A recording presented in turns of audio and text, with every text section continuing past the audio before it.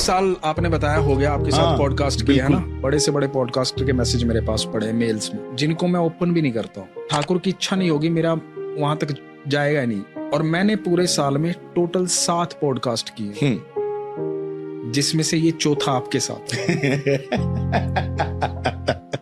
फिर मैं अपने YouTube और इन सब पे सोशल मीडिया पे एक्टिव हुआ, इन सारी चीजों को लेकर के, लोगों से वार्तालाप लेकर के। और जब भी मैं आपके पास आता हूं ना, और हम जब बात करते हैं भगवान की, तो मुझे सच में बताऊं, ये पॉडकास्ट जैसा कभी लगता नहीं लगता ना। हम वार्तालाप करते हैं, चर्चा कर रहे हैं। और मैं पॉडकास्ट हमेशा ये उसके साथ ही करना चाहता हूं जिसके साथ मुझे ये लगे कि यार ये भाव वही है। बहुत सारी ऐसी बातें होंगी जो आप किसी और से नहीं करते होगे, क्योंकि आपको पता कोई समझ ही नहीं पाएगा। बिल्कुल। मैं भी बहुत सारी ऐसी बातें कर देता हूँ कि मुझे लगता है कि यार मैं यही समझा सकता हूँ, वो पब्लिक समझ जाती है। अद्भुत लीला है। एक बात मैं आपको बताता हूँ, मैं ऐसे बैठ के सोच रहा था, एक श्रीमद् भगवद गीता के अलावा मैं कुछ जानता नहीं। तो मेरे लिए ठाकुर ही सब कुछ है, सारी दुनिया है मेरी वो। तो मेरा प्रेम है उससे, तो मैं उसी के बारे में सोचता रहता हूँ जब भी एकांत में बैठा होता हूँ। मैं एक दिन बैठ के सोच रहा था कि यार ठाकुर जी आए, 16 कलाओं में निपुण थे, लेकिन ठाकुर जी को संपूर्ण बोला जाता है, पूर्ण अवतार है ना हमारे कन्हैया। लेकिन फिर दूसरी बात कहते हैं कि राधा रानी 64 कलाओं में निपुण है, तो ठाकुर जी तो सिर्फ 16 कलाओं में निपुण थे।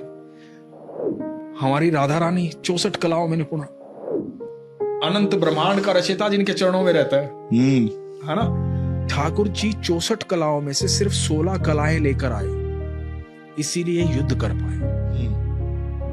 यदि वो 64 की 64 कलाओं के साथ आते ना, तो सिर्फ प्रेम रह जाता, जो हमारी राधा रानी के पास है। क्या बात है भाई, वाह, बहुत ही सुंदर है ना, बहुत ही सुंदर, बहुत ही सुंदर। तो इसलिए वो 16 कलाओं लेके आए कि भाई मुझे 125 साल में बहुत सारे वध भी करने और युद्ध भी करना है, बहुत कुछ सिखाना है दुनिया को। सिर्फ 16 कलाओं से इतना 125 साल का जीवन जिया।